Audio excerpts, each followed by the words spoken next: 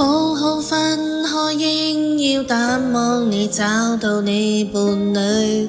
重臨舊情景，我卻哭得出眼淚。時常在聯想，你會溫馨地抱他5歲。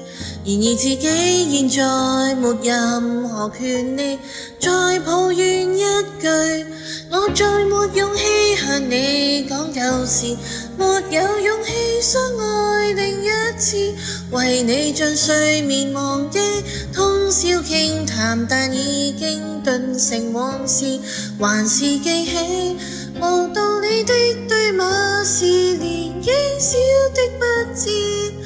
今天你能忘記，只得我懷念，多麼諷刺。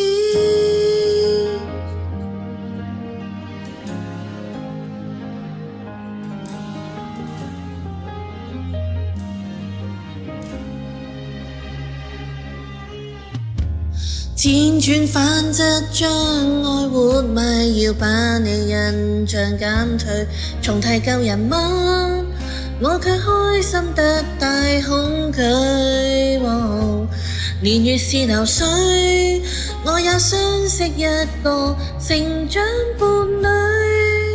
殘酷或許是對象面型容貌也似你少許，我再沒勇氣向你講舊事，沒有勇氣相愛另一次，為你將睡眠忘記，通宵傾談，但已經頓成往事，還是記起無道理的對罵是年紀小的不智。今天你能忘記，只得我懷念，多麼諷刺。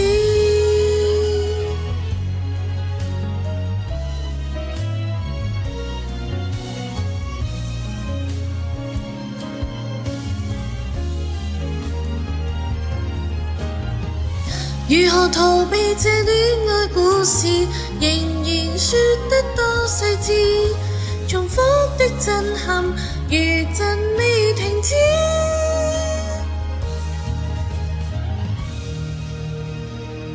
我再沒勇氣向你講舊事，沒有勇氣相愛另一次，為你將睡眠忘記，通宵傾談，但已經頓成往事，還是記起無道理的對罵是年紀小的不智。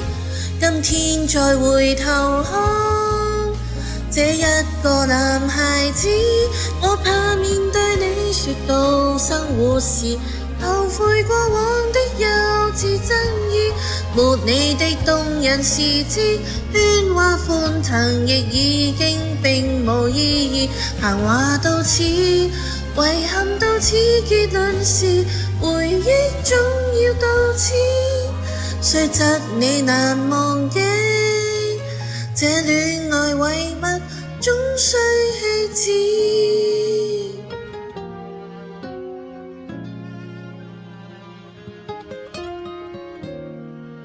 再好好過日子。